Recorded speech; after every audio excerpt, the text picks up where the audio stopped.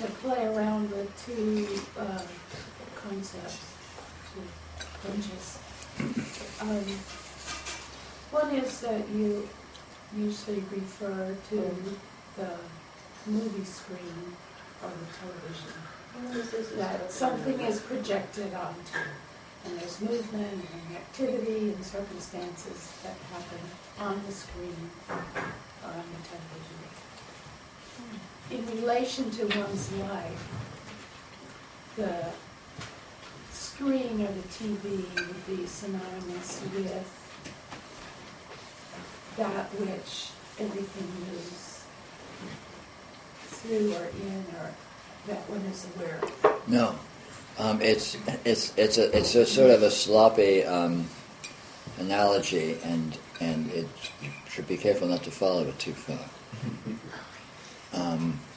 The point of TV metaphors and movie metaphors is to show you that what seems to be the chain of events, i.e. the plot of the movie or the plot of the TV show, can be wholly non-existent and can actually be a misinterpretation of an underlying phenomena, i.e. the light on the TV or the light on the movie screen, that is what's actually happening. You know, when the movie's on, there's no hero there, there's no villain there, there's no love interest there, it's patterns of light on a screen. And yet we generally do ignore the fact that that's the case and go to the plot line, it's the whole point of going to a movie is to get sucked into the plot line, essentially. And TV is a similar kind of analogy. But as far as if it's a movie, then that means there's a screen and there's a projector and there's a light and there's a room and there's people sitting in chairs watching us.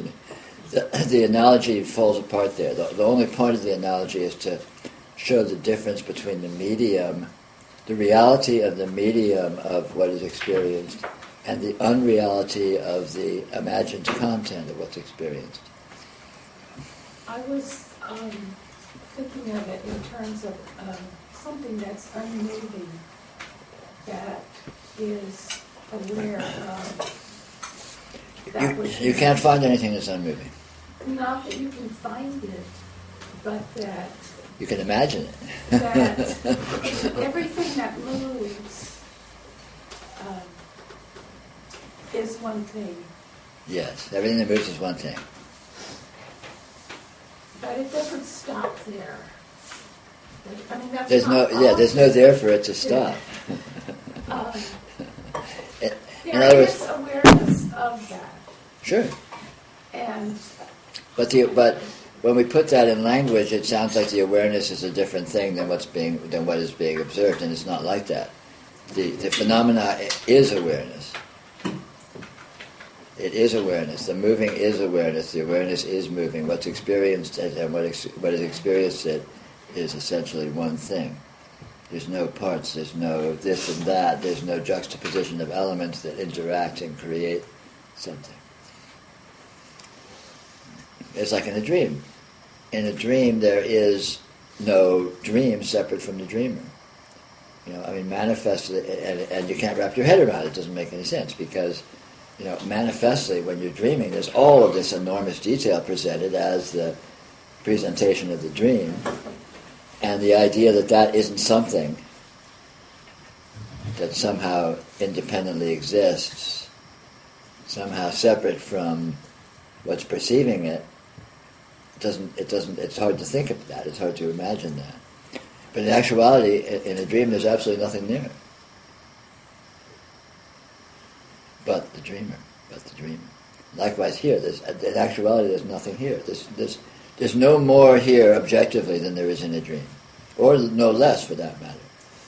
And there's no more here subjectively than there is, and no less. But there is no, in actuality, there's no subject and object. That's the point.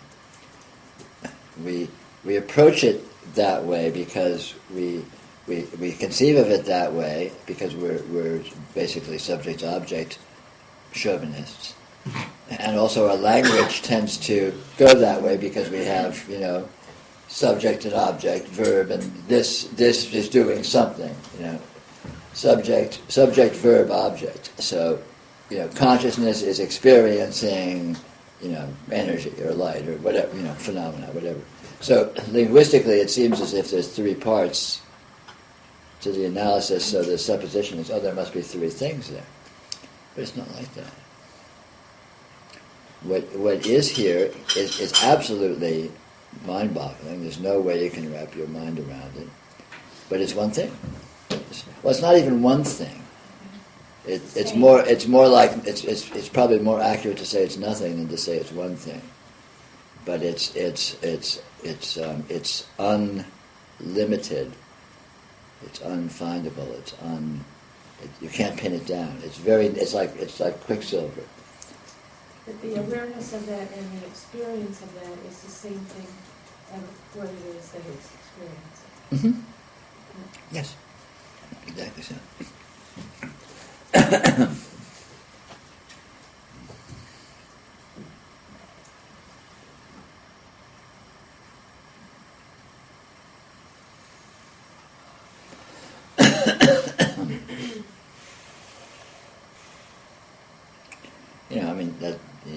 As we talk about over and over again, the major challenge in approaching all this stuff is that it doesn't conform. It conforms so extremely not at all to any preconceptions we approach it with, no matter how sophisticated and subtle.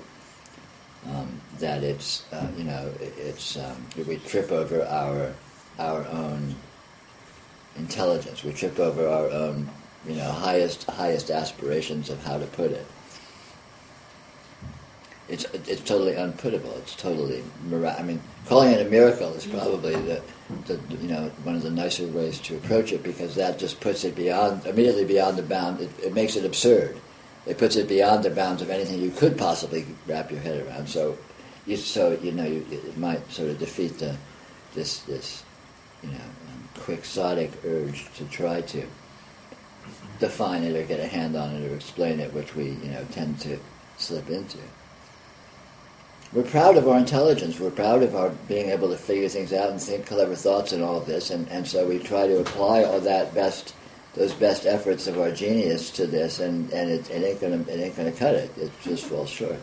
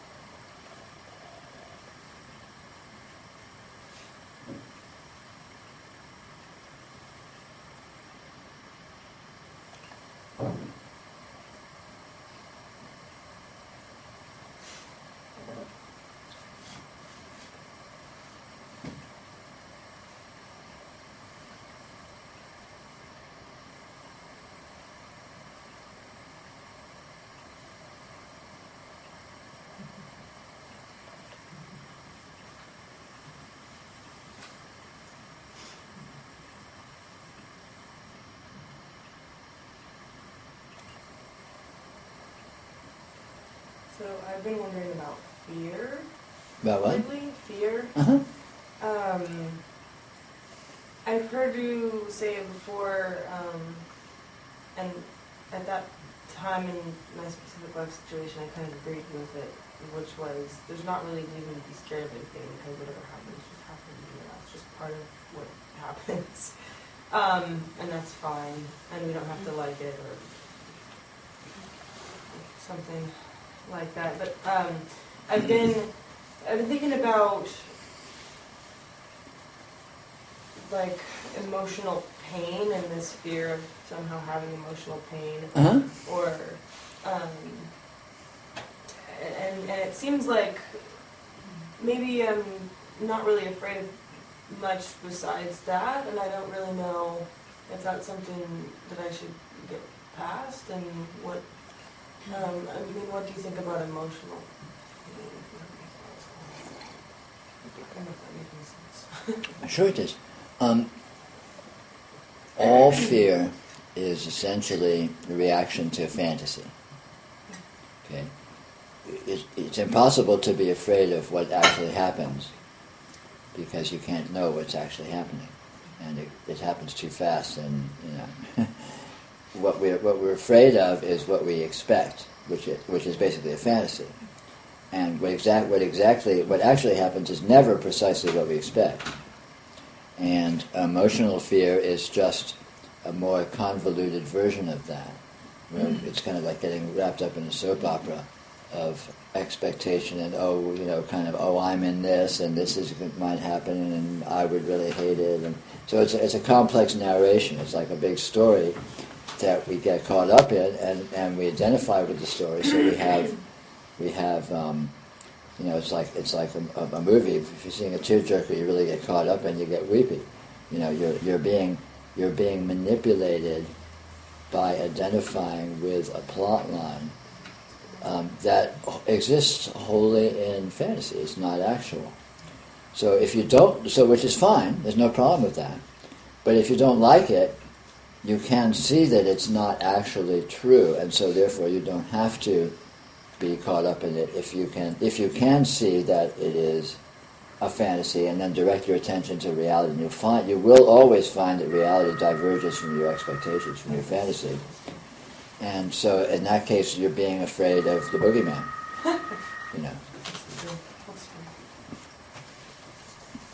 On the other hand, all of this typical emotional investment and stuff that we typically do with our lives, and we're all caught up with this and that, and we're identifying with, and we really hope for this, and we really are afraid of that, and blah, blah, blah. All that's fine. It doesn't matter. There's nothing wrong with that. It's not like, no, you shouldn't be doing that. But if you get to a point where you don't want to be doing that, there is an alternative, which is to see that that is basically sort of self-indulgent fantasy. And so if you don't like it, you don't need to do it. It's like I hate watching these soap operas. Goddamn, I hate watching these soap operas. So turn the TV off or get up and leave the room. But if you like to watch soap operas, that's absolutely cool. There's nothing wrong with that. Whatever's fun.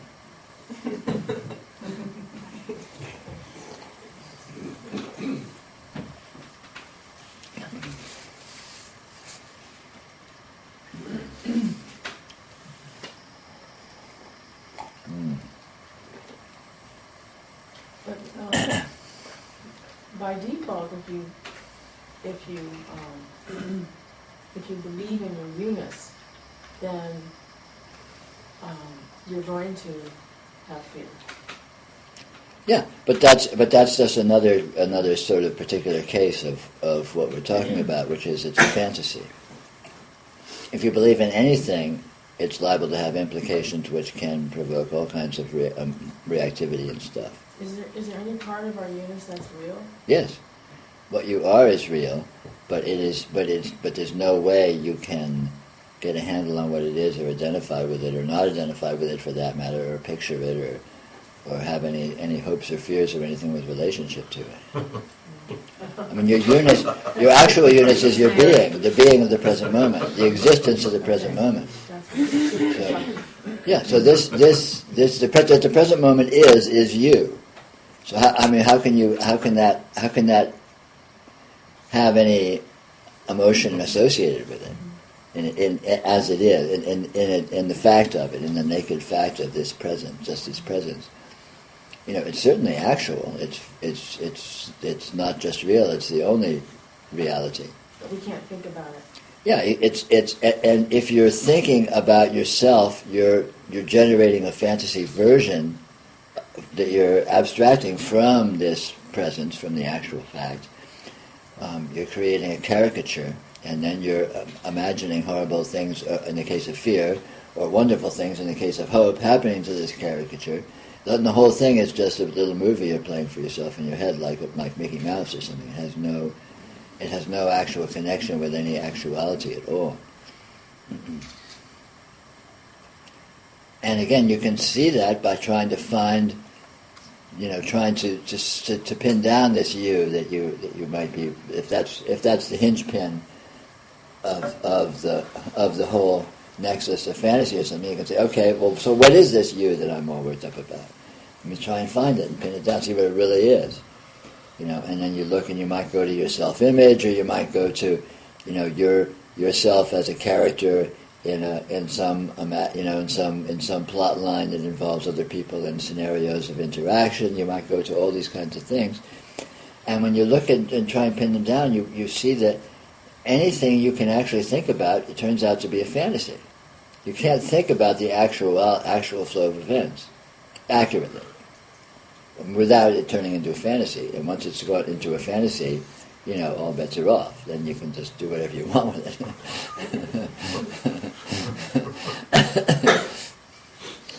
You see?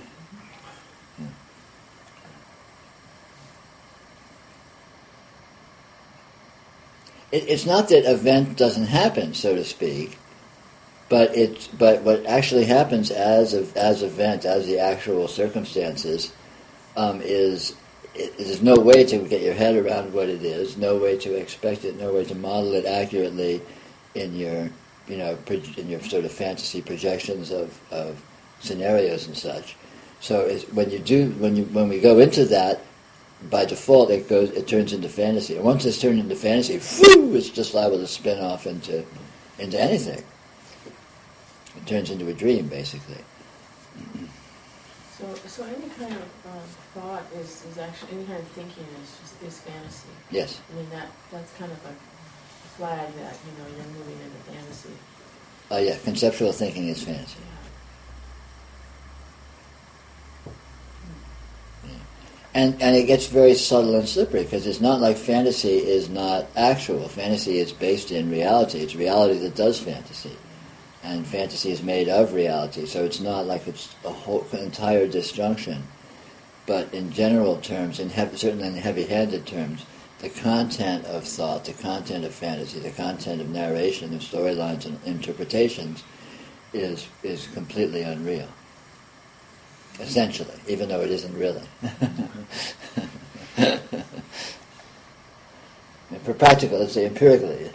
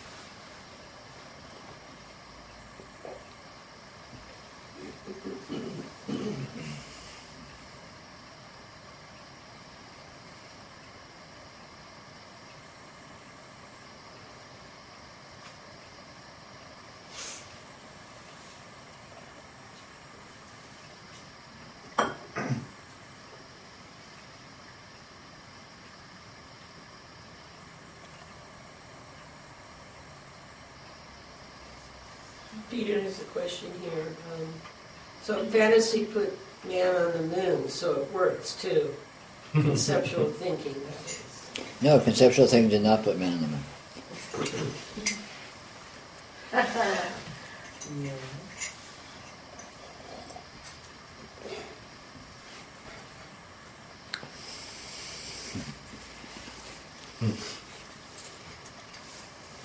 Conceptual thinking is noise in the system of what put men on the moon.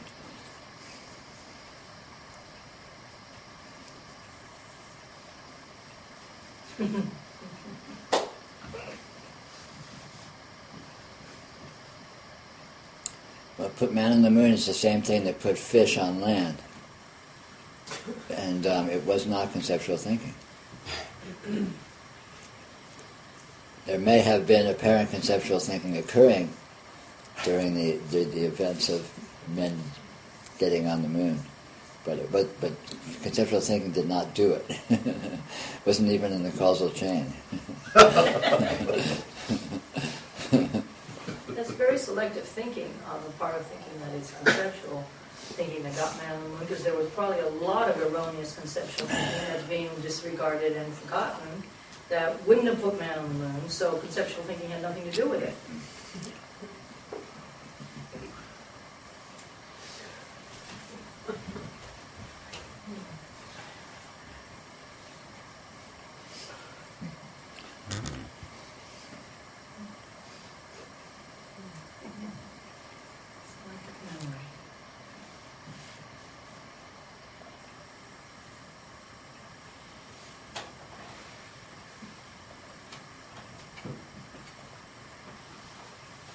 He only got as far as Arizona anyway in his studio.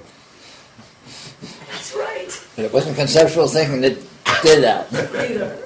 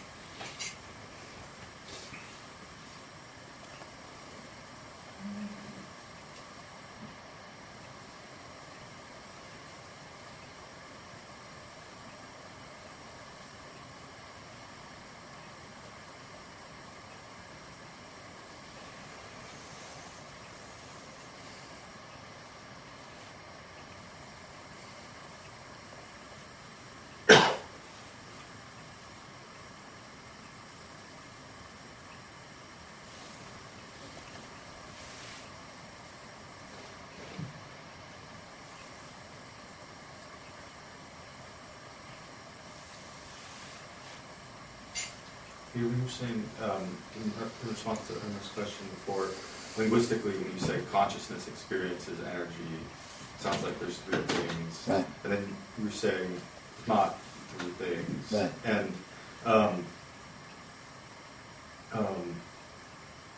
I was just trying to gauge how strongly you're saying that. Like, The strongest possible sense. because I can understand that to think, it requires a thought to think of those three things. Like Right. that's conceptual to think of Okay. those three things. Right. But to say it's one thing in some ways seems simpler. Oh, I'm not saying it's one thing. I said it's not You're three saying it's things. nothing. Right. There's no things. Right. It's not exactly nothing, but it's no thing. Yeah.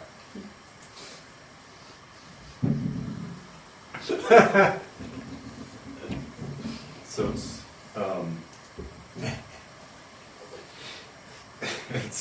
I mean, the statement doesn't even apply. Yeah, it doesn't apply.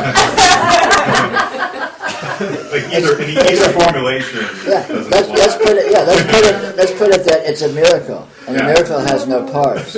A miracle is not susceptible to analysis of, well, what interacts with what in the course of this miracle. A miracle is, by its very nature, translogical, transrational, transconceivable. Yeah. You know, it's just.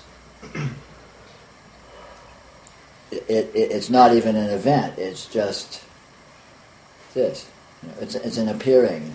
Right. You know, there's not an appearance that appears to something that precedes the appearance. There is an appearing. and what that appearing is and how it is absolutely inconceivable, i.e. miraculous, Right. or miraculous, i.e. inconceivable. Calling it a miracle isn't defining it.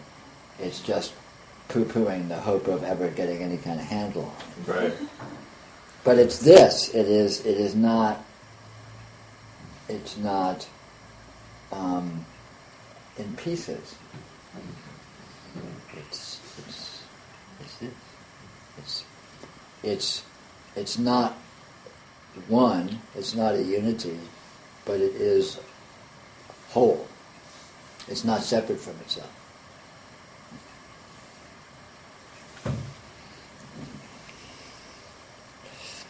Well, to say it's infinity is probably better than to think of it as a unity. Infinity could be said to be the antithesis of a unity. Maybe. Hard to say. But again, you can't wrap your head around it, so trying to pin any of these things down is an absurdity. It's basically a parlor trick or fun, or a fun way to pass the time to chat about these things. But in actuality, you're screwed if you think you're going to say anything accurate. The caption is "How Alchemists Pass the Time." Yeah.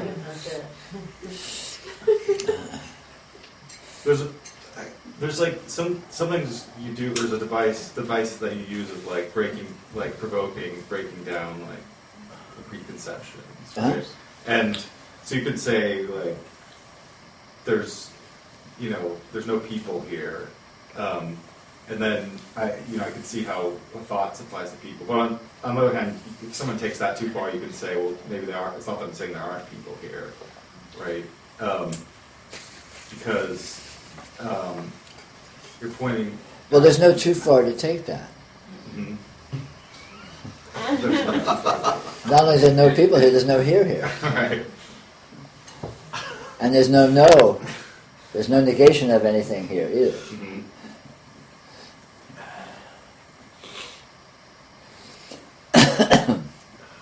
I mean, it's none of the above. Whatever you come up with, it's not that. Right.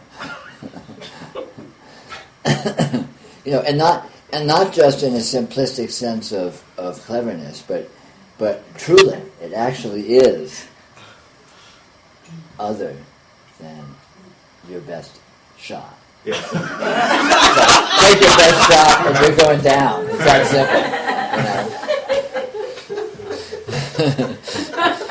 That's really helpful for you, Dave. What a relief. Yeah, it is. It's a big load off.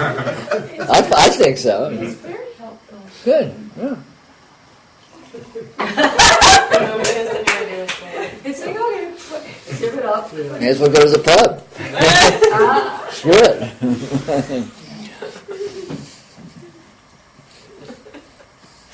I don't see how it's helpful.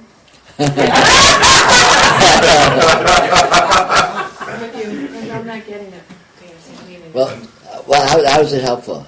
In what way is it helpful? How does that resonate for you? You can't say anything about it, Hmm? except with saying that says a lot. And even saying that isn't true. Right. I'd say a whole shitload about it, but it wouldn't be true. So it's freeing in the sense that it closes off a whole avenue of potential entrapment and involvement of let me see. So if I just think of it this way or work with it that way, it's like all that stuff is nope, it's not going to work. Cancel it. I mean, you can do it, but it might be a fun way to pass the time. But that in itself is not going anywhere. That works. If you can think it, Yeah. it isn't. Yeah, exactly. Yeah, if you can think it, it isn't. If you can think it, it isn't. That's right. And if you can't think it, it may be. Except you know it. So you're just kind of nipping thought in the bud. Yes and no. Because thought isn't really thought. So thought transcends thought without needing to not be thought or You needing need to a cease. texture of thought. Thoughts how you get to the moon. That's right. Well, if you see what when you see what thought is, you see thought isn't thought. You stop thinking of it. And then So then thought is capable of being non-thought because it is non-thought. Okay, well that just goes back to what you said earlier, where thought is like a URL. Yeah.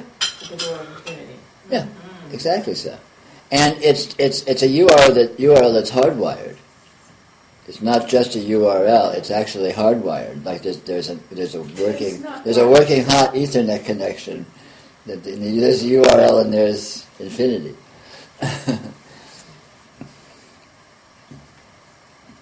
But you can't approach that conceptually. You can't approach that fact conceptually.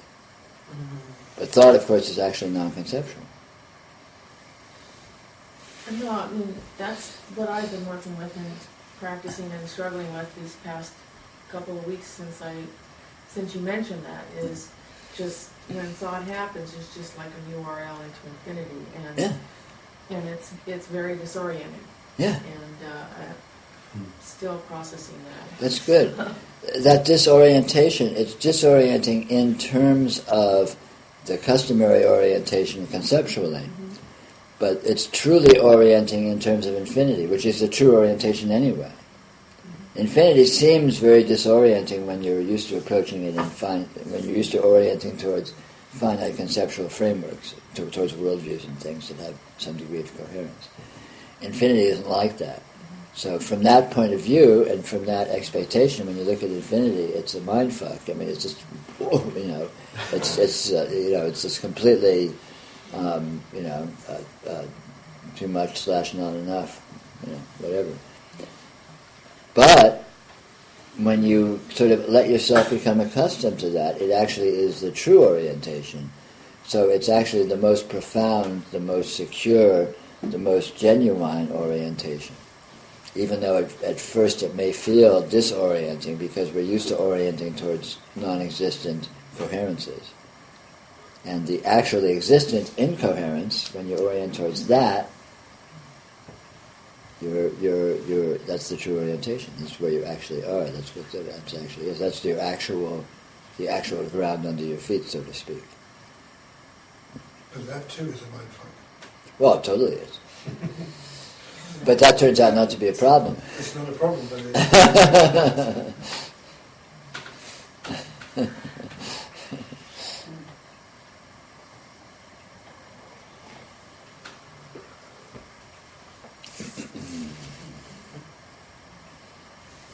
it all turns out to not be a problem.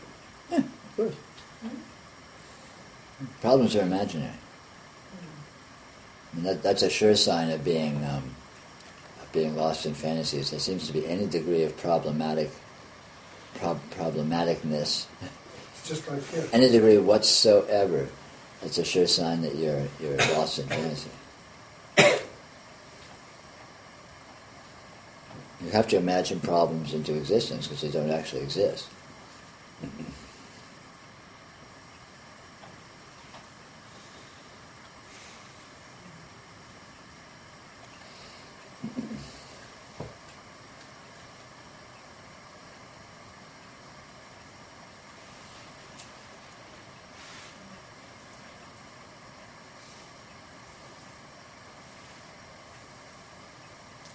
Well, from what you're saying, it sounds like what there is, what we usually think of as human experience, consists of fantasy. Well, no, it's actual. Human experience, what we think of as human experience, thinking that it is human experience is a fantasy, but what it actually is not a fantasy, it's actual. It's, sort of the common man on the street experience is a smearing together of fantasy and actuality with no understanding of which is which and how and what the interrelationship is. That's the problem. There's nothing wrong with fantasy per se. The problem is when you confuse fantasy with reality, which is a pretty good definition of being a crazy person.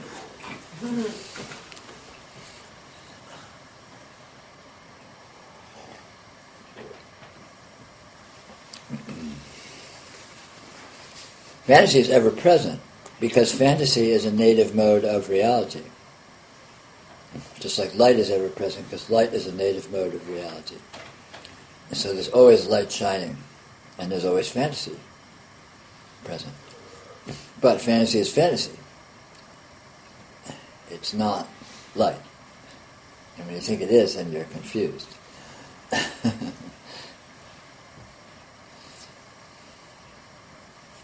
Sometimes ultimately we find out it is love. Well, yeah, in a sense, sure.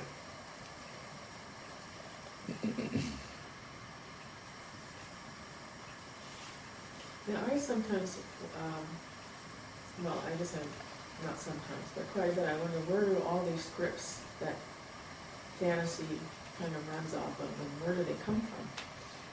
They come from God. You know, the inherent intelligence is endlessly creative, and it just spits this stuff off absolutely spontaneously in real time. Bang. Instant worldview, instant life, instant history, instant Encyclopedia Britannica, instant Wikipedia, bang, just all just there in a flash, effortlessly. And miraculously. And miraculously, absolutely, totally miraculous. Not just fundamentally miraculously, but miraculously at every step of the way.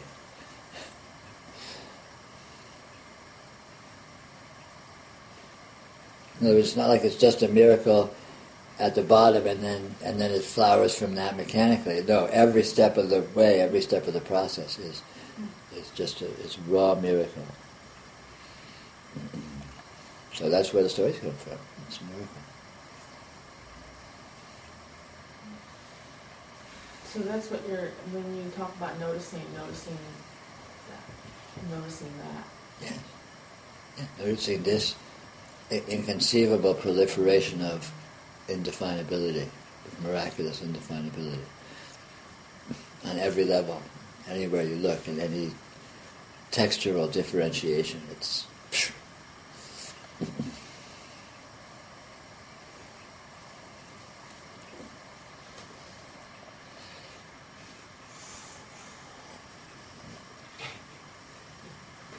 full spectrum miracle.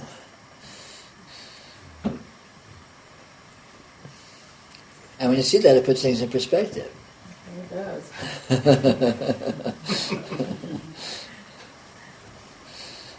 You can laugh at it. Yeah, totally. I mean, it's like it's astounding. It's amazing. Absolutely astounding.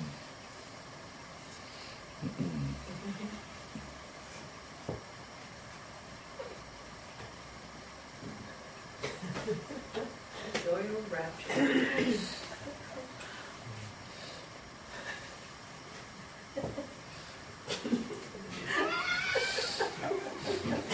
I'm with you. I'll have what she's having.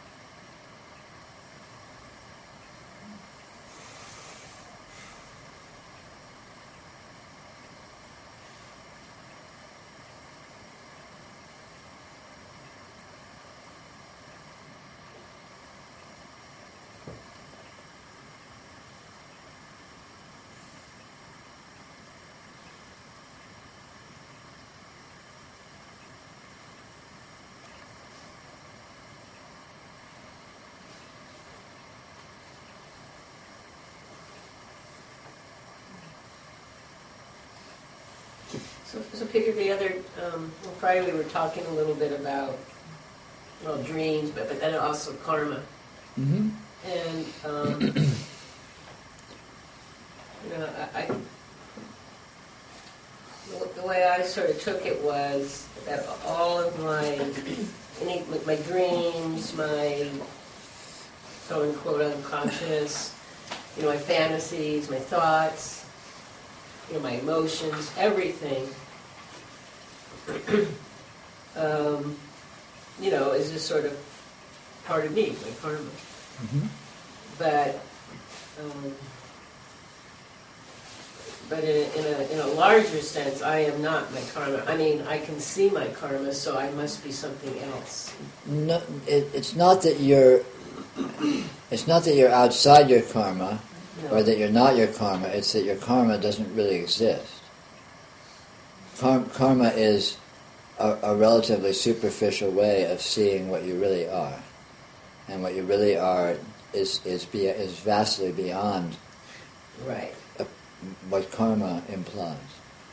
Karma is the seeming coherence or degree of coherence or degree of patterning in your energy display. Mm-hmm. Okay? And in actuality there is none. Although the nature of what it is such that it certainly seems to have a very high degree of that. Sure does. So discovering the way in which that exists is how you become free of karma. In other words, you don't become free of karma by being outside it. You become free of karma because karma doesn't exist, and what you are is there's no inside. There's no it to be inside. In actuality, it's a misunderstanding. It's a very sophisticated misunderstanding, but it's still a misunderstanding because all of this is actually unpatterned, which is of course completely inconceivable, because with the presentation of the inconceivable high degree of patterning that all of our experience manifests as, the statement that it's unpatterned, you can't wrap your head around it. It's just like, okay, that happens to be true though, but it's true in the way that it is true. And again, you can't argue it or even really indicate it, certainly define it. But it's like, it's what it's like. It's a lot like looking at, if you look at in the sky and you see a constellation like the Big Dipper. That's a very high degree of patterning. You can see these dots of light, and they're in a very particular pattern, and you can trace it around. Say, yeah, it looks kind of like a dipper if I connect the dots in my imagination. Blah blah blah. And so that seems to be a high degree of patterning. But if you look closer, if you had like the Hubble telescope, or if you had ultra vision, and you looked, everywhere you looked, there would be not just a star but a galaxy. Because the density of radiant presence in the universe is that high. So the patterning's gone. Because they're all just dots. There's just dot. Anywhere you look, there's a dot. And so where's the pattern at that point? So in other words, if you don't look closely enough, things stick out, and that sticking out shows up as patterning. But when you look closer, the in-betweens, so to speak, of the pattern fill in with event, fill in with energy, until it washes out. Or an analogy might be in photography, where when you're doing a print, at a certain level of exposure, you get the picture, but when you overexpose it and overexpose it and overexpose it, eventually you just get a field of light. And in the field of light, the picture's gone. It's washed out. It's not there. It's not that it's not there. It's just the context within which it is as meaningful as the picture, because the picture is defined by by lights and darks, by what it is and what it isn't, by what it presents as and what it does not present as. But in actuality, what it does not present as is as much a presentation as what it presents as. And so when you're sensitive to the whole thing, on the level that it actually exists, it washes out.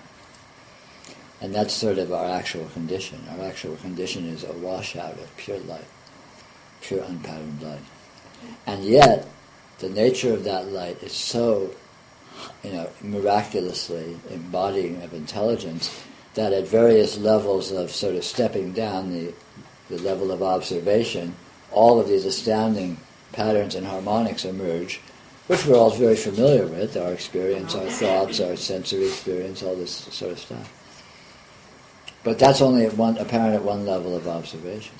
No, it seems almost, I don't know, at one point it was sort of like how I would just sort of sometimes marvel at my children. I would look at them and I was supposed to know them and everything. But they just seem very young and very, juvenile. Sure, of course. And similarly, what I sense of my karma seems somewhat juvenile compared to what I sense is what this is. Right, exactly so. It's like an amateurish approach to it. It's like a simplistic. It's like a naive approach Naive to word too. the density here that doesn't apprehend the full density of presence that is here. And at the level of that full density of presence, it washes out into a field of infinite light. Another simple way to look at it is what you see when you're in the waking state is no more or less accurate than what you see in the state of deep sleep when you're not dreaming. And where's the patterning there? It's a view. It's a view of the same thing, same phenomenon, seen from a different, calling it angle or point of view. It's not literally an angle or literally a point of view. Yeah. It's it's a mode of focus or a mode of apprehension or whatever. I mean, we've got to just sort of go into analogies here for that.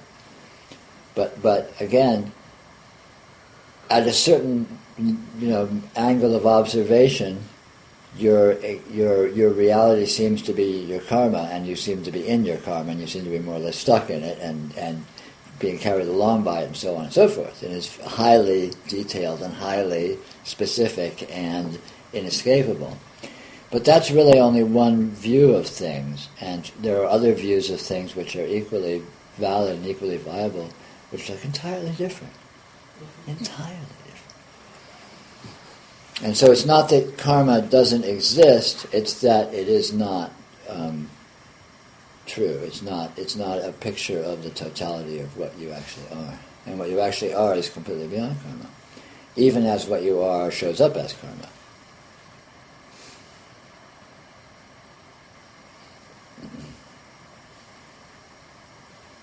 And of course with all this stuff there's no way to say it accurately. It's just a way of trying to kind of indicate it. So you can go there, because you can go there, because it doesn't need to be said accurately for you to see it. You can see it because you are there. Yeah. Even though it's inconceivable, and even though it's involves a hyper-intelligence, you are inconceivable and you are hyper-intelligence, so you can be in the portion of your being which functions on that level, and then you get it, and you're there. It must be, because otherwise how would I even know that I had karma, or how would I identify it? Sure. It would be like you said, being in that non-dreaming. Yeah. Well, I don't know what it would be, but I mean, I believe you. It has to be so that way.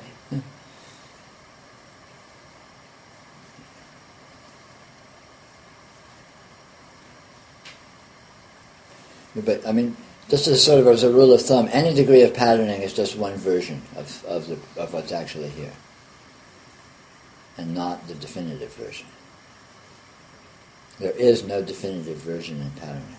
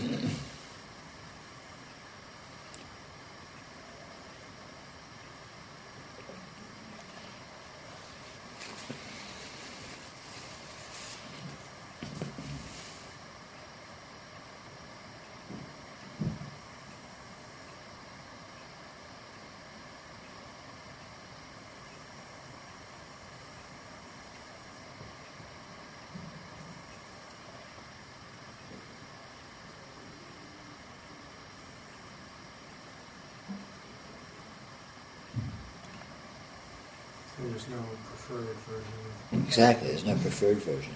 There's infinite angles of observation, let's call it, each of which will yield a different version of things, apparent version of things, and none of them are preferred, none of them are truer than any other of them.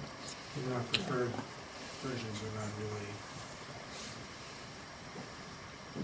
sort of on the level of irrelevant.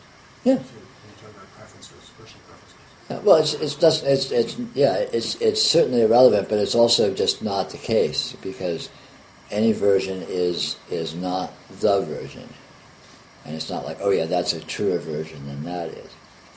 You know, the version of ourselves, the sort of the man on the street version of what it means to be a human being is exactly as true as you know, a realized yogi sitting in the Himalayas seeing a radiant spark of light filling infinite space.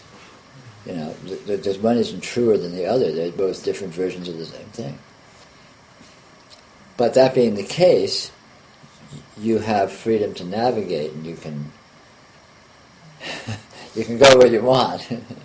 You can be with different points of view. In other words, you're not stuck with any point of view. And if there's particularly sucky frames of reference, you can feel free to go elsewhere, because they're not any truer or less true than anything else.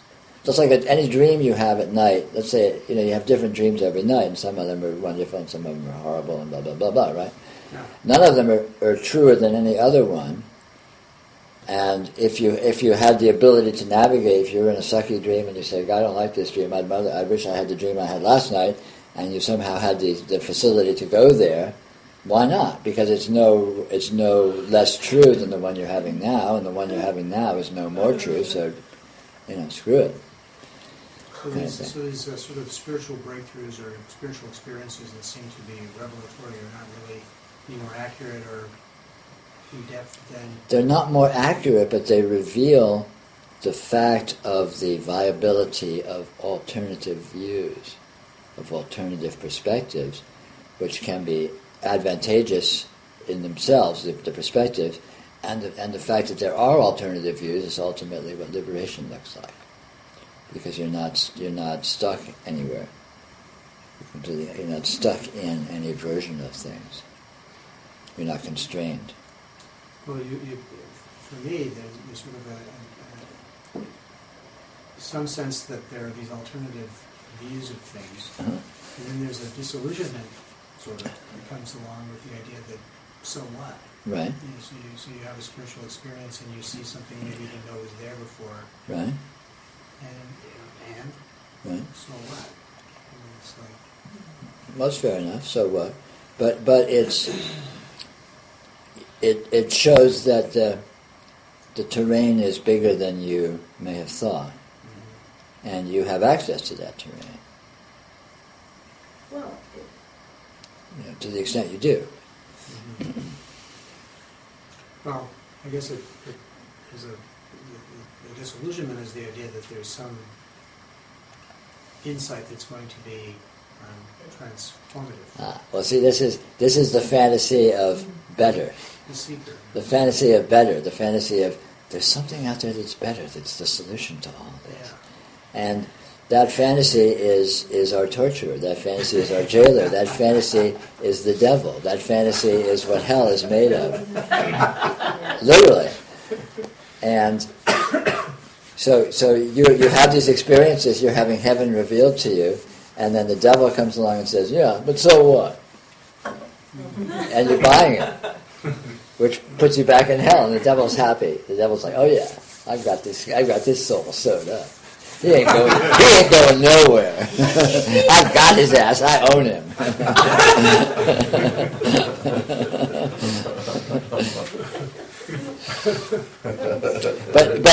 But the disappointment is the fantasy that, man, maybe this is the one. Maybe this is the one. Nothing happened. But that's the fantasy that there's something supposed to happen, which is the fantasy that there's something better, which is based on the fantasy that there's something worse, which is based on the fantasy that that something worse, and that something better is somewhere out there, and that whole carrot on a string you're screwed. That mechanism, you're screwed, because you never get to the carrot on the string. You never get to the pot of gold at the end of the rainbow. And try to get to the end of a rainbow sometime. You know, it's like, there's a rainbow. Oh, the end's just right over that hill. Yeah, right. Go for it. Check it out.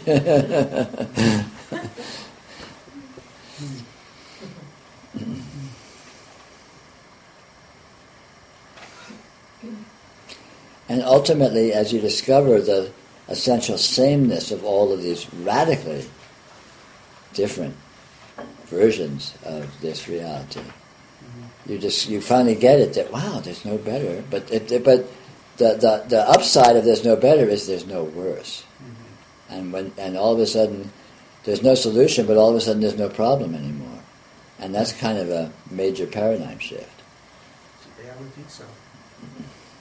Well, I think that the tripping up place for me is this idea that there's going to be a sort of paradise realm that's going to persist. And then, there are these experiences which seem to portend access to this paradise realm. Yeah. And it's supposed to endure. Yeah. And it But don't. but you see, you didn't really flesh out that whole sentence. The whole sentence is that these experiences seem to indicate there's a paradise realm, but when you finish the sentence, it's, and it's not this. The paradise realm is over there somewhere. Because this isn't it. Well, it's this when that particular piece that sometimes appears is present. Right. Or at least it seems like it's. Yeah, but closer. you're still. But that is But you're still there's still an it that is closer or not. Yeah. Because that there's a paradise again is you got to see the other side of that coin. It's predicated as it's a non-paradise, which is this. So I'm starting with non-paradise, looking for paradise, and by defining this as non-paradise, you've shot yourself. Because how do you know this isn't a paradise? Well, Prove it. You'd be very sad to find out that this was paradise. No, but you talk about basically just going to the finish line as the process. Sure. So if one has that luck, so be it. But Yes. otherwise, it's just. But the finish line, going to the finish line consists of discovering that you aren't not at the finish line. And if you start by if your mode is defining yourself as not at the finish line, you can't exercise that option. See what I mean? I'm defining myself. Okay, this is not the finish line, so you can't readily jump from that mode to the mode of, oh, this is the finish line. It doesn't compute. It's How do you know it's not the finish line? Are you that much of an expert on what this is in the first place, and second place, what the finish line's actually going to look like, that you can definitively and authoritatively say, no, this is definitely not the finish line. It's like, it sure doesn't seem to be the finish line. Well, you can say that. You can say, I don't understand the way in which this is the finish line. But that's a very different position than this is not the finish line. Just as an unconscious a priori holding that to be an objective fact.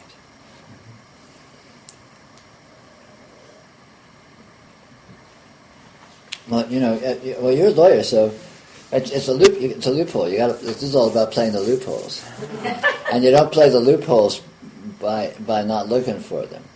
You don't play the loopholes by just sort of sitting where the sitting in the lazy spot where the status quo puts you. You play the loopholes by sort of poking around. Wait a minute, wait, what if we spin this way? What if we... why don't we have a little 10-minute break and resume our... Second healthy Yeah. A little bit of chili left, someone should finish it up. I don't want to have to take We'll be back in 10 minutes. What makes you sure this isn't the finish line? All right, we're back online. Very cute.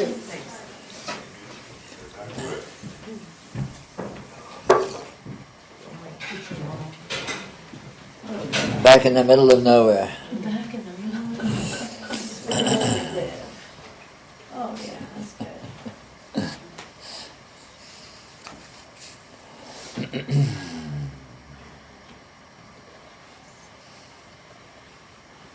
So we were saying this is as good as it gets. And as bad as it gets. But it turns out good and bad aren't really relevant qualifiers. I mean, that's part of what gets us in trouble. We think good and bad is a good criteria to look at our experience in terms of, but look where that gets us. It's just useful to think that, like, an apparently good thing that's happening or an apparently bad thing that's happening is just as remarkable. Like, a good thing is just as remarkable as a bad thing that happens.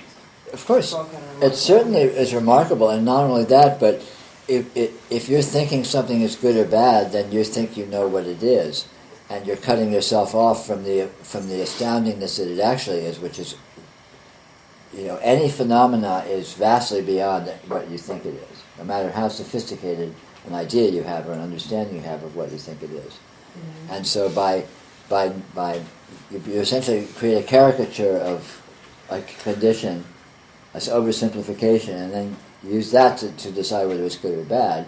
So you're relating to fantasies again. You're not, and you're cutting yourself off from the openness that's actually there. And all phenomena just have such a richness of qualities that there's no way you can say if anything's good or bad. I mean, things are too complex and subtle and rich. I mean, think of people. Think of someone as a person, good or bad. Well, God, you have to be really simplistic to come up to say something like that, which means you're denying the richness that's actually there. So you're cutting yourself off from it. Mm-hmm. The whole point is to go to and to open to the richness of your experience and your being, rather than cut it off and go to simplicity, because that cuts us off from appreciation, from enjoyment, from nourishment, from all the good stuff.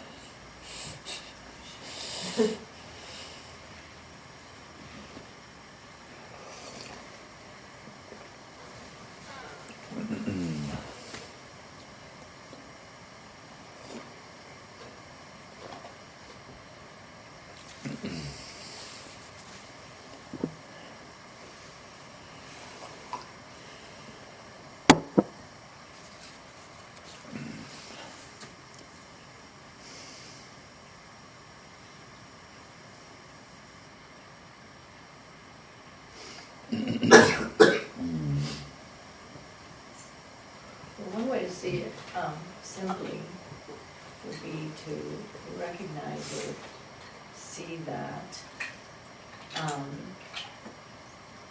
no interpretation is static. So any label or assessment, whether true or untrue, is irrelevant. It doesn't matter whether you can't even assign it true or untrue because it's irrelevant. It's not static ever. Sure. So no interpretation can possibly be of any use whatsoever. It's Sure. gone before. And in a new revelation, I mean, 'cause Greg was talking about revelations and what did he call them? Realizations, or I forget the word he used for it. But and that it wasn't that it wasn't there, but it's because there's this idea that we can find some sort of a static interpretation, some sort of stasis. Mm-hmm. And there is no stasis. Nope. No stasis, no Easter Bunny, no Santa Claus. That's right.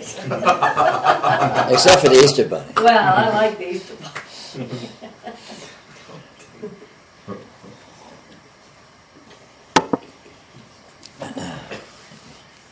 Santa sucks. He never brings me my life. The Easter Bunny, oh yeah.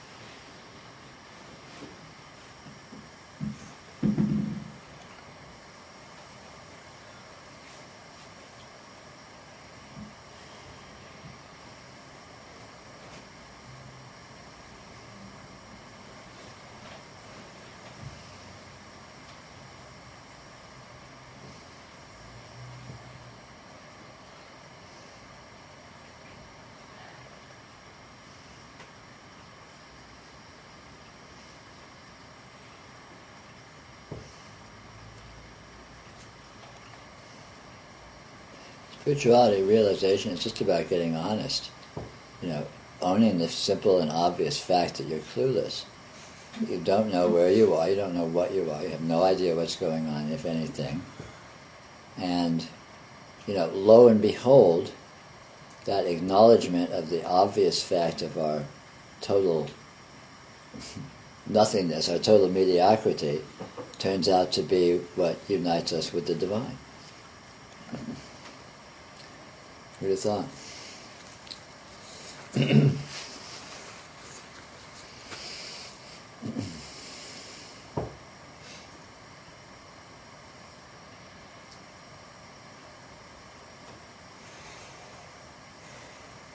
It seems to take a constant effort to notice that from moment to moment, because fantasy is so seductive, and it generates sensation that has flavors. Yeah, but even fantasy as a seduction is an arrogance of thinking you know what anything is. Mm-hmm. When you acknowledge you don't know what anything is, whether you're sucked into fantasy or not, who cares? It doesn't matter, because you don't know what that is either. Yeah. And it's our pretension of having a clue. Mm-hmm. It's our pretension of knowing anything. Mm-hmm. It's our pretension of really, in a most profound sense, our pretension, our arrogance in this sense, it's rightly said that, it's often said that the enemy of spirituality is egoism. And in this sense, I think that's absolutely true. It's our subtle arrogance and pretension of claiming to have a clue, claiming to know anything, claiming to be proud of that we know something, and that we that we have anything whatsoever, and that is a lie, and we know it's a lie, and it's that fact that that's a lie that undermines us, because we're claiming something that we know in our heart of hearts is not true. We know we don't know. We never have known. When you were 2 months old, you had no clue what was going on, and nothing has changed. We've learned a lot of words, and we've learned a lot of sophisticated gamesmanship with the people around us, but basically we still don't know anything. But we're really good at looking like we do in terms of the rules of the game and what everyone else is kind of doing. And everyone else is kind of doing the same thing. They're all pretending they have a clue. No one has a clue. And we all know we don't have a clue. And actually owning that turns out to be profoundly empowering, which may seem to be paradoxical, because we probably believe that we're empowering ourselves by all of this bluffing and bravado and claiming to have a clue. But in actuality, we disempower ourselves. It turns out that this relaxing into our cluelessness is ultimately empowering.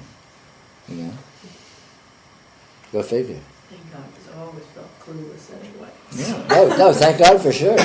Because we all know we are clueless, and we always have been, and all this faking it, has never gotten us anywhere. Not with any reliability or stability.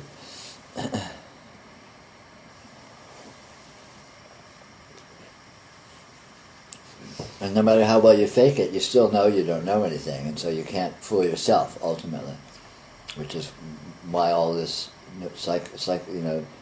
insecurity and psychological instability and all this stuff is just rampant. Because no matter how much you claim to have it together, in your heart of hearts you don't. Everyone knows that. So this pretense is an intolerable strain. Good God, what an agony of exertion to have to pretend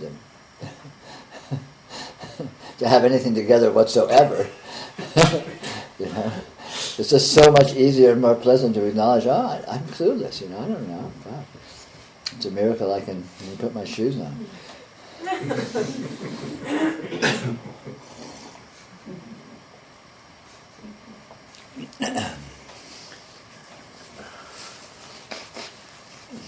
So this applies also to even the most surrendered of people. Absolutely. To everybody. The most what? surrendered of people. It doesn't matter what your state of mind. Yeah, sure. There's always that arrogance. Yeah, it's a subtle arrogance of pretending to be someone when you know that you don't know who you are, you don't know what you are, you don't know what this is, you don't know what's happening, and in the most profound sense, that's absolutely true, and everyone knows it's true, you know, and it tears us apart. It's the tension at the core of our psyche that we have this urgency to pretend otherwise, and so no wonder we're all, you know, bonkers. You could say that's what we're terrified of. In a way, that's what Sure. fear is about. Sure. That we're going to find out any moment now that we really don't know what's going on. Not that we're going to find it, everyone else is going to find it. Well, that too. But I mean, I think sometimes. Oh my God, they're going to find out. I don't know anything. They're going to find out. There's also a fear that other people are going to realise themselves, and I'm not. Sure. That's another one. I don't have that wrong. Been there. Look around. It's like, okay. But you couldn't really tell anybody that, you know, they're clueless. No, it's pointless. People it's not empowering unless you see it for yourself. Right. You have to own it. You have to inhabit it. You have to realize that's your home base. That's where you live. That's who you are. And it doesn't preclude you from playing games of pretending to be functional, pretending to be someone. You know, it's like playing Monopoly or something. But you're doing it from the basis of your truth rather than from a basis of pretension. And you can act much more powerfully when you act from your truth. It's just a simple fact. Mm-hmm.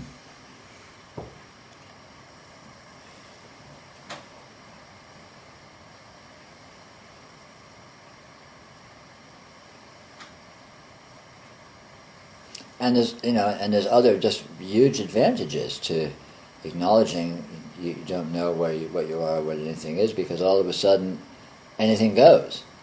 Since you don't know what anything is, anything could be anything, and so you can play with that, you can flirt with that, you can explore that. You have a wide open playing field. You're not constrained by having to go in certain directions that you're committed to in your gamesmanship.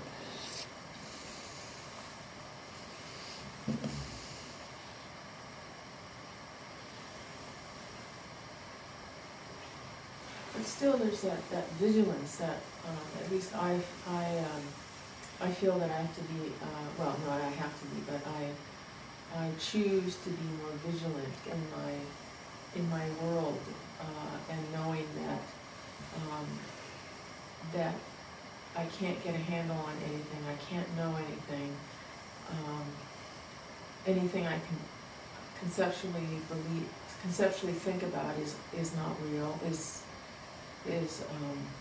everything's unthinkable. I mean, I'm vigilant about that now because I could get carried away in story for the whole day. Sure. And then when I get out of the challenging environment, and then I just think I remember who I am and Sure. what this is all about. Yeah, that's great. But if I catch myself going into seductive story, then Sure. and I'm vigilant about that, then I can just Sure. Be there. But you can notice, you can acknowledge that you're imperfect in your vigilance. Mm-hmm. You know, you're vigilant as you're able to be, and sometimes you're not able to be, and that's okay, and that's relaxing. It's not like you have to be more vigilant than you are, which again is more sort of going subtly into pretension, going subtly into trying to own more competence than you actually do. It's not that you're totally incompetent. You obviously you can be vigilant when you can be vigilant, but you can't necessarily always be vigilant, and that's okay. You know, it's owning that okayness of whatever level of functionality you have is sufficient, and being with that, because that way you're not putting pressure on yourself. Right. You're not, I have to be more, I have to be better, I have to, It enables you to relax, and in that relaxation there's an empowerment, there's an integration, because you have more energy available, because you're not diverting it into sort of tension. Peter, can there be sort of like a little bit of a playfulness in this vigilance? I'm thinking of, well, this happened mostly when I was fairly young, like a teenager, and sort of like a drama queen. And we really get, totally captured by whatever event or circumstance was going on. Uh-huh. But there was something, every once in a while I sort of knew that, and what would happen, I wouldn't, what I would do is then I would just hyper-activate it. Uh-huh. And then just sort of play around with being like the drama queen. Sure, yeah. Just playing the role. Yeah. So I must have had some kind of sense, Sure. even then, Sure. that, there was, this is not all that it seems. Sure. This is not... Sure, sure, yeah. Yeah, no, playfulness is great. Playfulness is one of our dominant modes. We've always found it easy to be playful.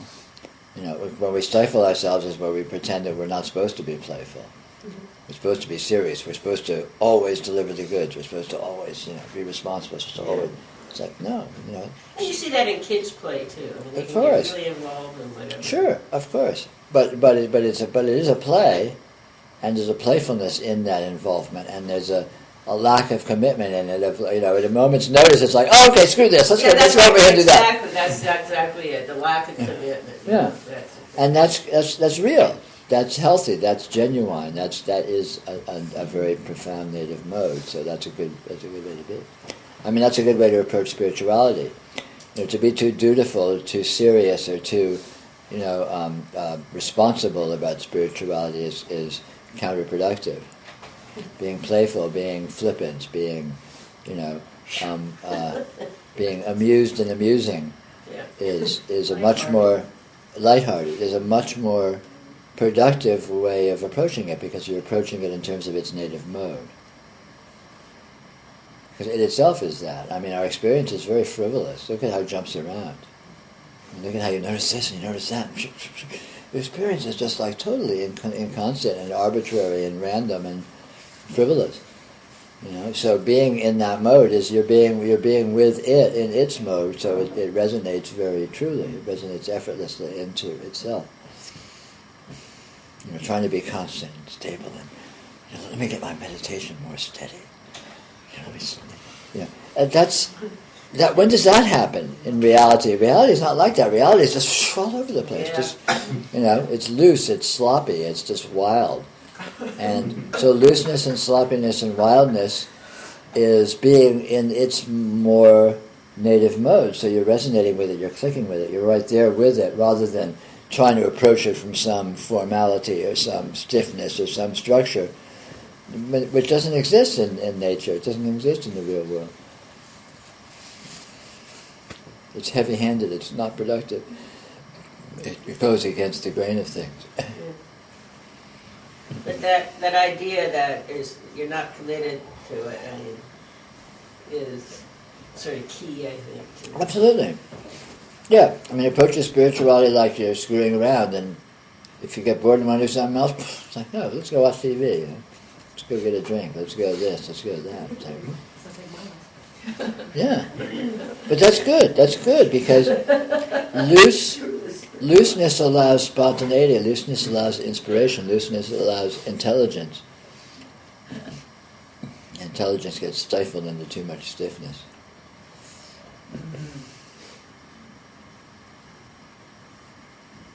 That's how it manifests sometimes. True, absolutely. I guess it's a letting go of all structure. Yeah, and even letting go of structure. It's not like repelling structure. It's just let go of that as an issue, and then sometimes there's always just varying degrees of structure that just sort of ebb and flow and show up and vanish, and it's all good.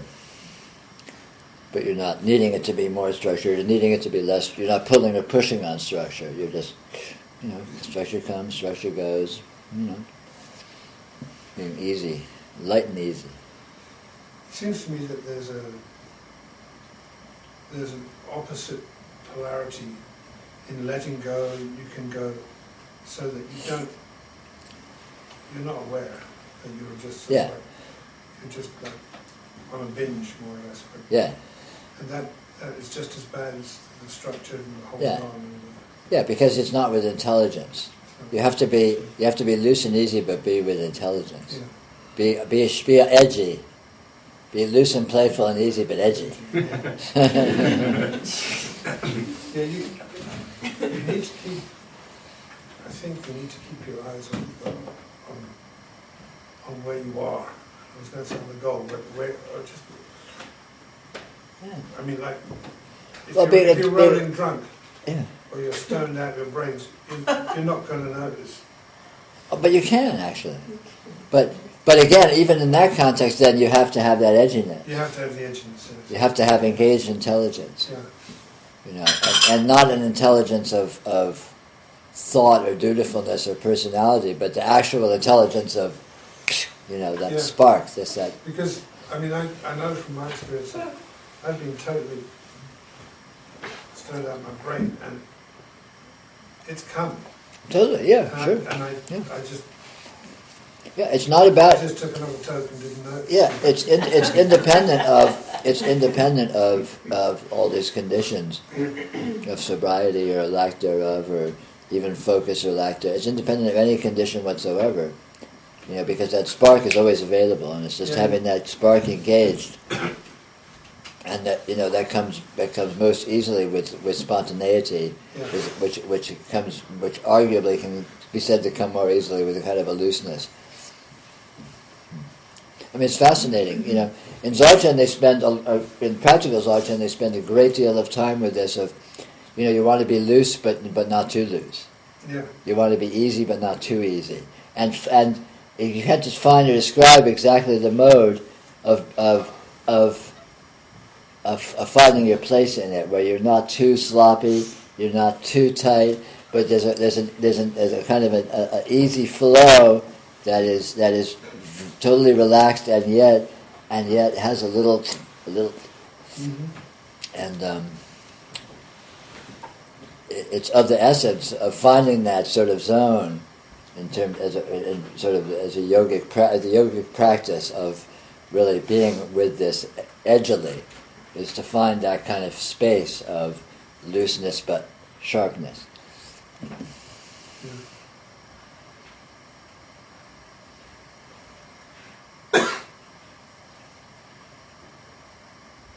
Zen does it by surprise, I think. I mean, I'm not pretty... Well, they have lots of different techniques. I mean, I like Dzogchen because they get very specifically, and in my opinion, very accurately into really the essence of the thing. Zen uses some tricks, but Zen, a lot of Zen errs on the side of too tight, in my opinion. Yeah. And they try and compensate for that with the tricks and the randomness and the irrationality and stuff. But, you know, I don't know. I'm not sufficiently expert in Zen to really talk about it. Yeah.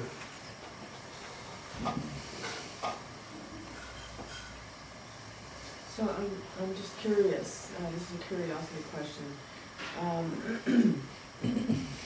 So somebody who is taking some hallucinating treatment where they touch reality or they feel reality, which means they've been there in that zone once. Mhm. So when they come out of that, then would they be able to feel that presence again, or? Why not? You know, having any kind of depth of experience is always valuable because it shows you that there's a there there. It shows you that there's more than your normalcy, and that information is very powerful. And then the degree to which you can work with that meaningfully or effectively depends upon, you know, how lucky you are, or how much skill you can bring to finding that kind of the tricks to enact that. But any degree of revelation is always powerful because you get a new information, you get new perspective, you get, wow, there's something there that's really amazing and really different than the way I usually see things, and just that fact alone, to have that experientially, is profoundly empowering.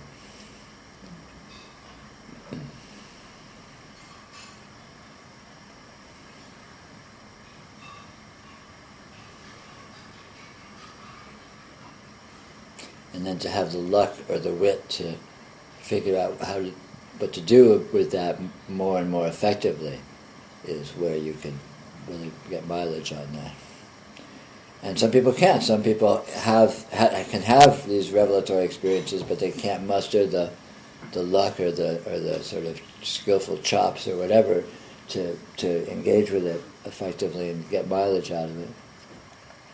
But it's certainly good to have.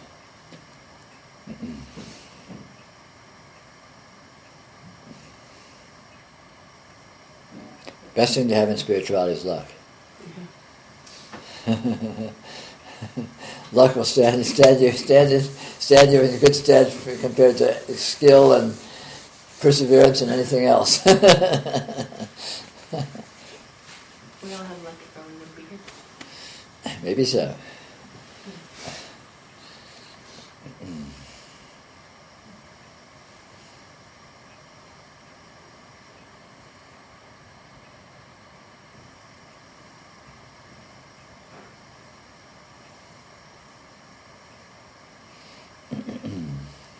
So what you're saying is, if you did some drugging, and it allowed you to see everything in great detail and great richness, Mm-hmm. then you could, getting back to so-called normal, you could make an attempt to approach reality the same way more often. Possibly. I mean, it at least gives you new information experientially of what is actually experientially possible, as opposed to fantasizing. I mean, anyone can sit and fantasize some fantastic condition, and that in itself is very interesting. But if you then have a more sort of let's say, call it a concrete experience of some condition that is very foreign to your normal mode, let's say, of experience, then that is sort of it's call it proof. It's a stronger proof of, wow, there's something here interesting that I could potentially work with, rather than just the fantasy or the concept or the philosophy that maybe there is.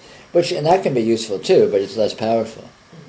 Whereas if you have actual experience, if you've actually been there, so to speak, then that's kind of a confirmation.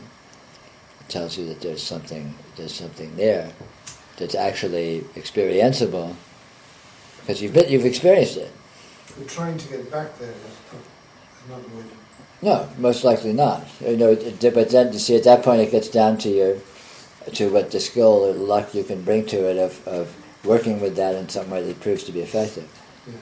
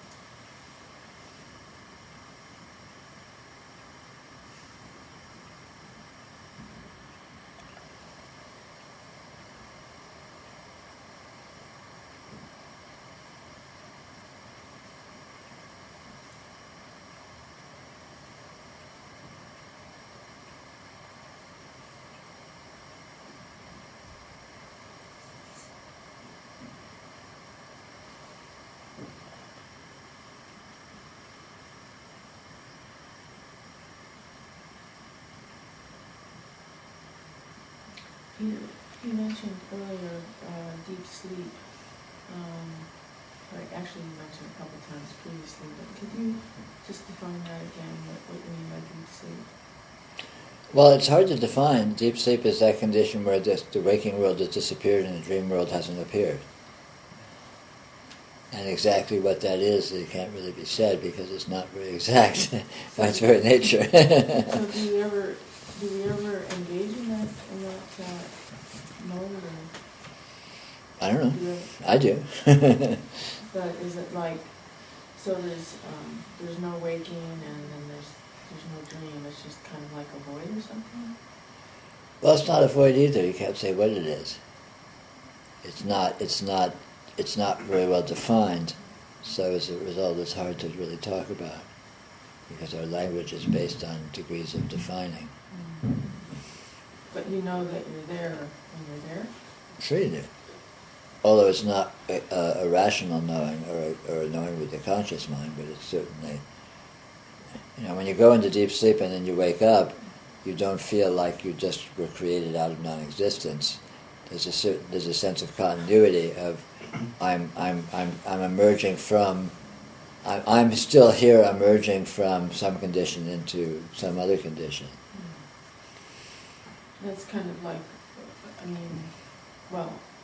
it seems to me that it would be like when we wake up in the morning. Yeah. Sometimes you feel like, where did I come from to come into this?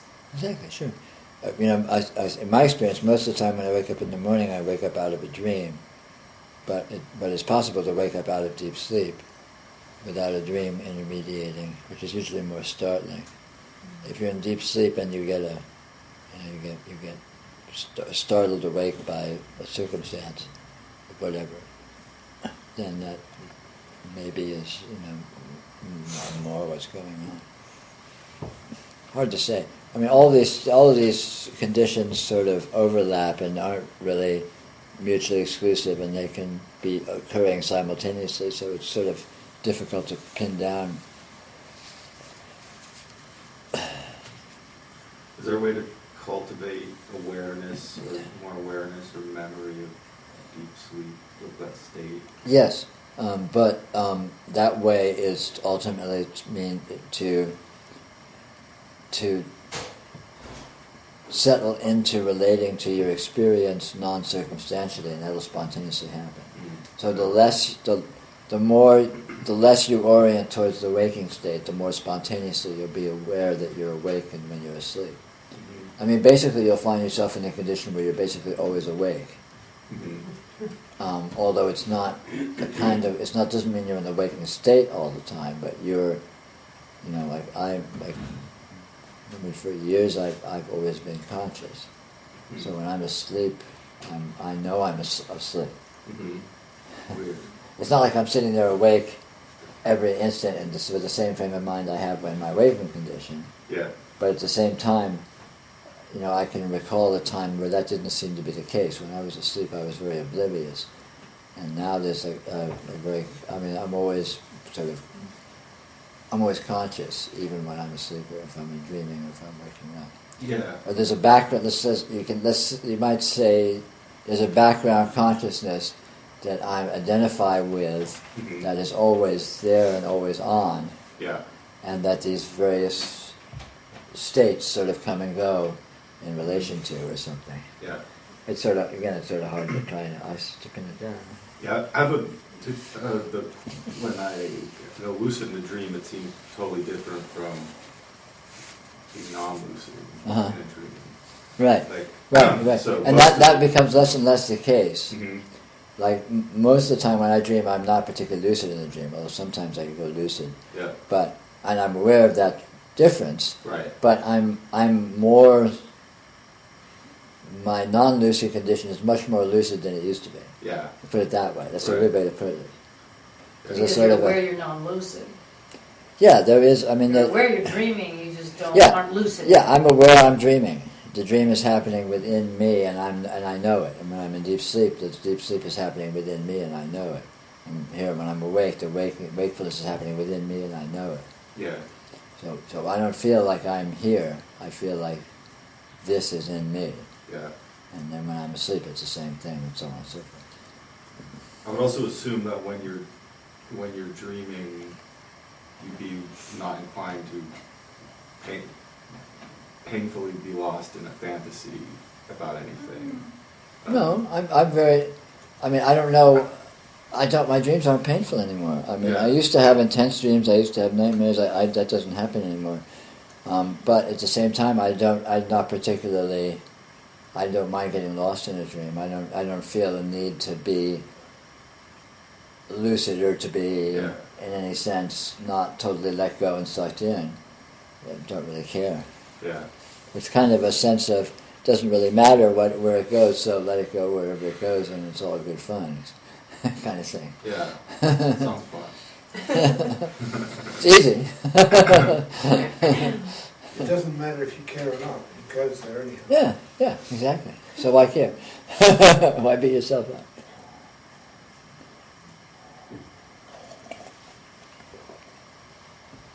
It's somewhat tied into, or loosely parallel to the theme we were talking about earlier of sort of owning or acknowledging your own cluelessness. Mm-hmm. Because if you are clueless and pretending to have a clue, if you are powerless, pretending to have power, if you are out of control, pretending to have control, doesn't get you anything, and it just torques you up over nothing, and you don't achieve anything by it. Yeah. So it's like, thinking you should have any control over anything, or thinking you should be in some other stance with regards to things, well, it's like, hey, screw it, who cares? It's like, whatever happens. And so it's just a sort of a letting go into the flow of events as being sufficient in themselves, as being not needing to be one way or the other. Yeah. I feel that by the degree to which I'm letting go or able to let go in the waking state is reflected also in the dreams. Yeah, exactly so, yeah.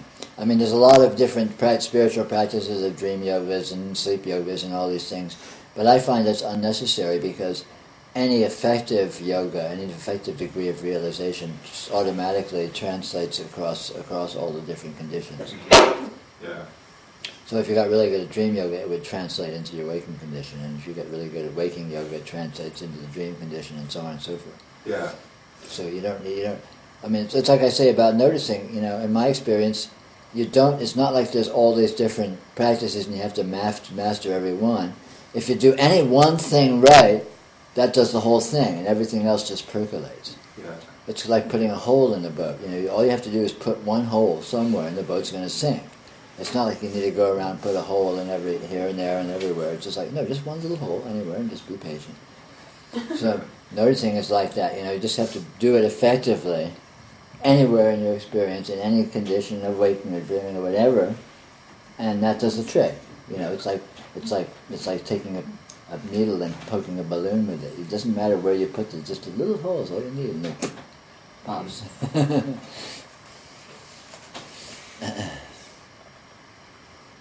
So spiritual practice is very easy. You just need to find any area in your life where you can do it effectively, and that's sufficient. Just one little trick anywhere, and just do that. You don't need to be good at anything but one thing. That's lucky. Yeah. No, it's great. So you can specialize. You can play to your strengths. Do what you're good at, and that's sufficient. It's not like you need to remedy all your deficiencies and get good in areas where you're not good, because you have to get that down too. It's like, no, it doesn't matter at all. Well, it creates weird roadblocks and barriers to think like that. Oh yeah. So I had a good early experience with Zen, but then certain things about it I couldn't continue. I got distracted. I always thought, oh, that's where the thing is. I have to do that, but my back hurts when I do that, so I have to do all these other things so my back doesn't hurt, so I can follow those all that stuff. forms and everything. Yeah, all that stuff. A lot of spiritual traditions imply that you have to sort of master all of it, but I think that's hogwash. You just have to master any one thing, and that does the trick. Because mastering any one thing means finding reality in it. And when you found reality, you found reality. And the reality you find anywhere is the reality you're going to find anywhere else. Mm-hmm. Yeah. So it's not like, oh, I found it here, now I need to look for it over here. It's like, no, you found it. You know, and if you look for it and find it over there, it's going to be the same thing you already found. So why reduplicate your efforts? You know?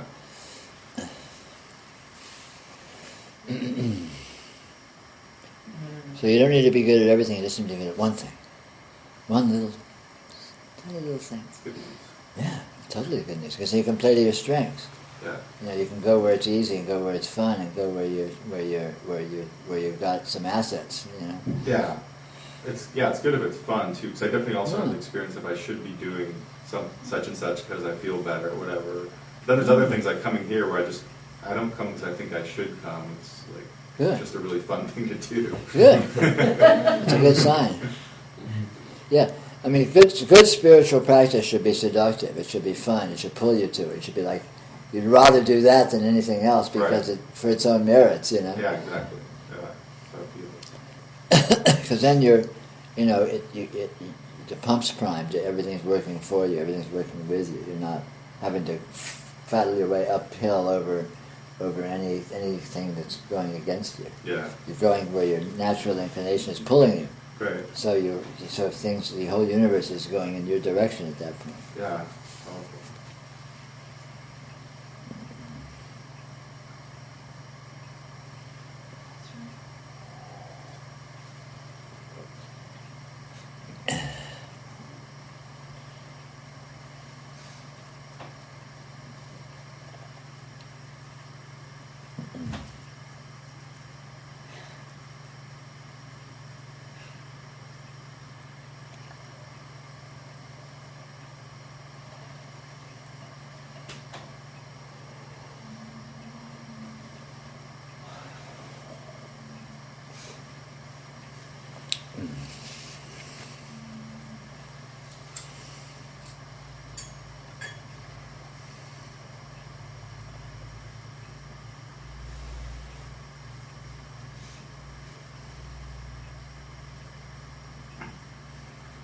It seems like that's like the left-hand pathway of looking at it, right? Because there's also that notion of like no pain, no gain, and like discipline, and like These right-hand path guys are, you know, they're all masochists, you know.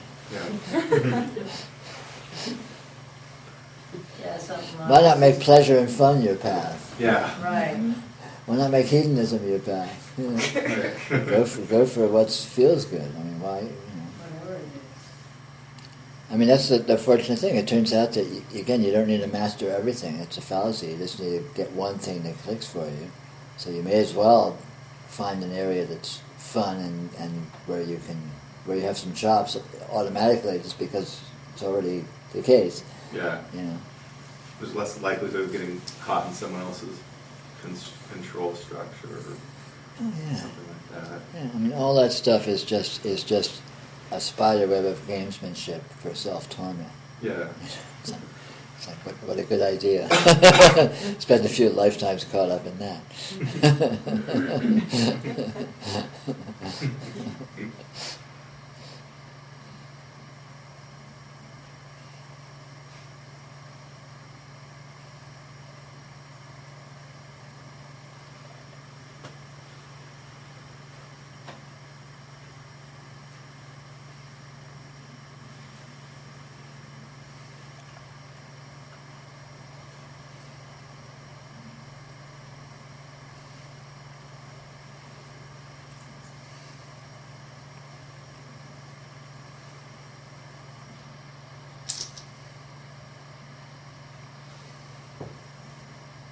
Yeah, the whole left-hand, right-hand path thing is fascinating. It's really interesting. The left-hand path, it comes from female path, from lunar path, as opposed to solar path. Right-hand path is solar, masculine path. And the symbolism of that is passive. It's passive. It doesn't force. It doesn't push. It doesn't assert itself. It relaxes. It embraces. It opens. Yeah. Left-hand. Yeah, left-hand path. So you let reality. You open to reality by relaxing into it. By being a mirror that it reflects itself in. So whatever presents itself, you don't need to manipulate it or force it or coerce it or change it. You just let it be whatever it is, and that is sufficient. So it's a path of effortlessness, of letting go, of being seduced and of seducing. Path of texture.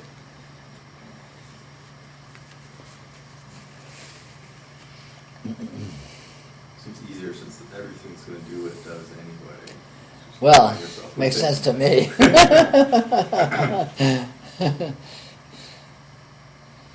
Needless to say, there have been wars fought over this since time immemorial, so the last word has not been said, but I guess it's pretty clear what side I come down on. Yeah. Seems like the left-hand path, the ones might not put up a very good fight. Yeah, but they don't give a shit. But They've already won. Yeah. Even before the battle.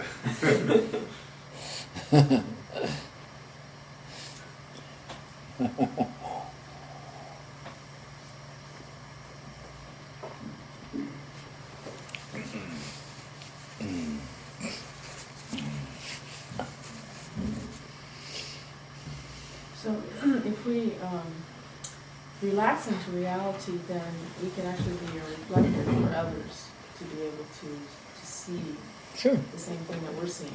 Sure. Another aspect of left-hand path versus right-hand path is left-hand path is about otherness, right-hand path is about self. So right-hand path is very self-oriented, whereas the left-hand path is very other-oriented. It's oriented towards the energy, the environment, the qualities that present themselves apparently objectively. So there's not much concern with the self or with the ego, with who you are. It's all about this that presents itself, this that shines, this that shows up. So it's which in terms of spiritual symbolism is the Shakti, the female energy, the radiance, the embodiment of the divine, rather than the personhood of the divine, or the self, or the core of it, or what's doing the looking, what's doing the doing, what's doing the willing, which is more the right-hand path orientation. To me, it's much easier because you're not psychologically being focused, centering yourself in yourself, in your personality, is going into the lion's den. It's where all our conundrums are. Whereas otherness is effortless and easy, and it's what it is, and it's impersonal. So your psychological shit isn't involved. Yeah. So it's really easy. You get to just go to color, go to form, go to and the energy that shines, and it's impersonal. You don't give a shit about it. It has nothing to do with your neuroses. Yeah. So you bypass all of that stuff, and you're not forcing yourself to engage in it. Yeah. Especially good for like self-defeating types of psychology. Seems like sure. Like sabotaging ones, because then it's like disengaged. Sure.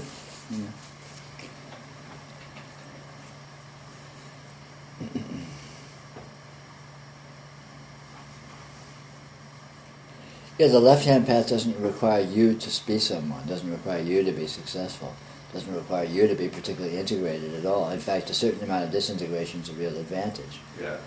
I got that I'm down. sensing that. Yeah, sure. Me too. You could be the poster child. You have your picture grinning, and underneath it'll say, "What, me worry?" There's something to worry about? Whoops. So could you compare that with Jed McKenna's approach? Would that be then the right-hand approach? Locking yourself in a cave for a couple years and writing seriously and fighting demons and all that. Well, Jed McKenna's is left-handish too, but he's left-handed a little more up close, because he goes to all that stuff, like all the junk that's in your attic. It's about that. It's not really about you. Right. So, you're still being with otherness, but it's a little more up close and personal otherness than a more absolute otherness, which I recommend because it's even easier. I mean, I think my approach is easier than Jed's. I think it's a pain in the butt to spend 2 years sitting there writing in a journal, tearing yourself apart and burning your psyche down from the inside, and eating yourself and all this other stuff. It's essentially the same thing. That's the same. Notice that It's the the same. stuff in the attic was put there by other people, and you didn't put it there. Yeah. Exactly. That's why I'm saying it's still otherness. But it's the only stuff that you have any knowledge about or intimate experience of. So in a way, when you put it outside, suddenly there's no you. You're looking at all this other stuff, and you're going, so where am I? Sure.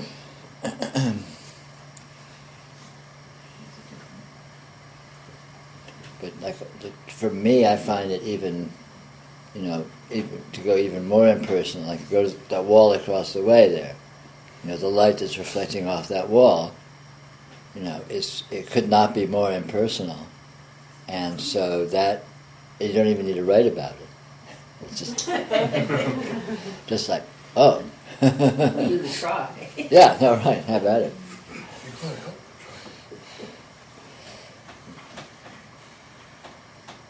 But again, it doesn't, the whole trick with spirituality is it doesn't matter where you look, what you find is going to be what's worth finding. So you can go, right-hand path, left-hand path, all these different techniques and strategies and all that. You go to the same place because there's only one place to go. You either go to that place or they don't go anywhere. So it doesn't matter where you look. So that's why, but that being the case, my argument is since it doesn't matter where you look where it's easiest. Mm-hmm. Look where it's most fun. Look where it's least a struggle. Yeah. Look where you're already inclined to be looking anyway. And, why not? Why make it hard? Why not make it easy? If it's all the same, right. You can do it the easy way or the hard way. You choose. It's like, I don't have to sit and think about that very long. It's not much of a conundrum for me. If they succeeds in the end, you see that neither right hand or left hand are any different. Good. So. Yes, absolutely.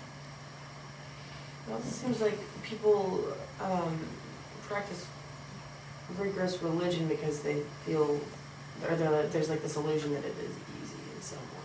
I don't understand that. Maybe for some people it is. Maybe for some personality types it is. Who knows? I don't know. I'm not an expert in that personally, so I can't really comment. But I can say for sure that anywhere you look, it's possible to find reality. And once you find reality, then you don't care how you found it. So it's really just down to whatever works for you. And I can only really speak from my perspective.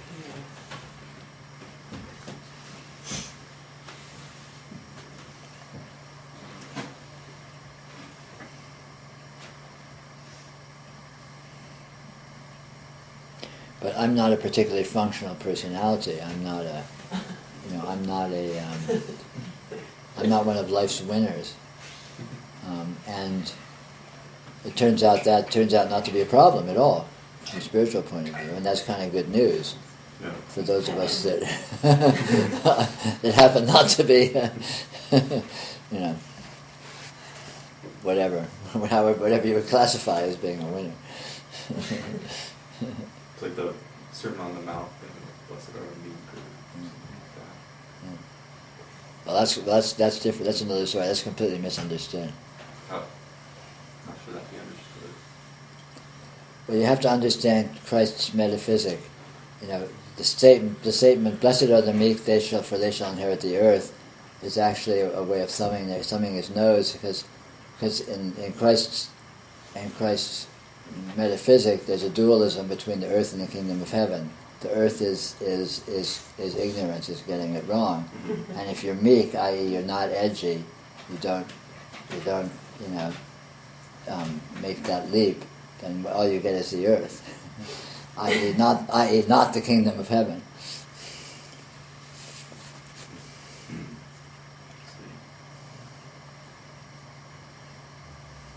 So he's being sarcastic when he's saying the blessed. Probably.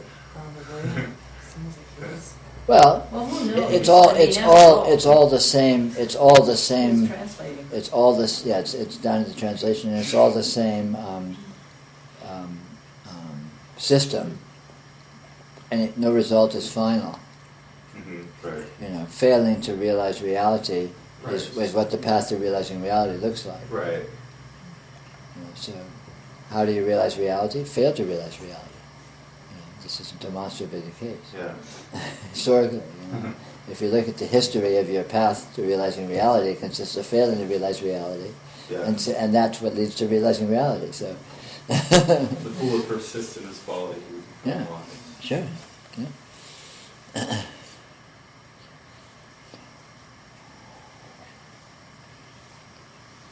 Yeah, if you're too tough to know you're tough, you're tough.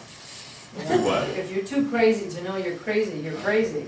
So you have to know you're somewhat crazy. You have to Right. know you've got it wrong somehow to actually think about it, getting it. Yeah.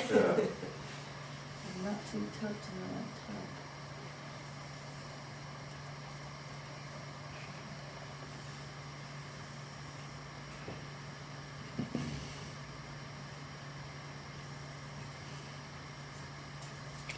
Well, it's about quitting time, so I'll say good night to our friends online.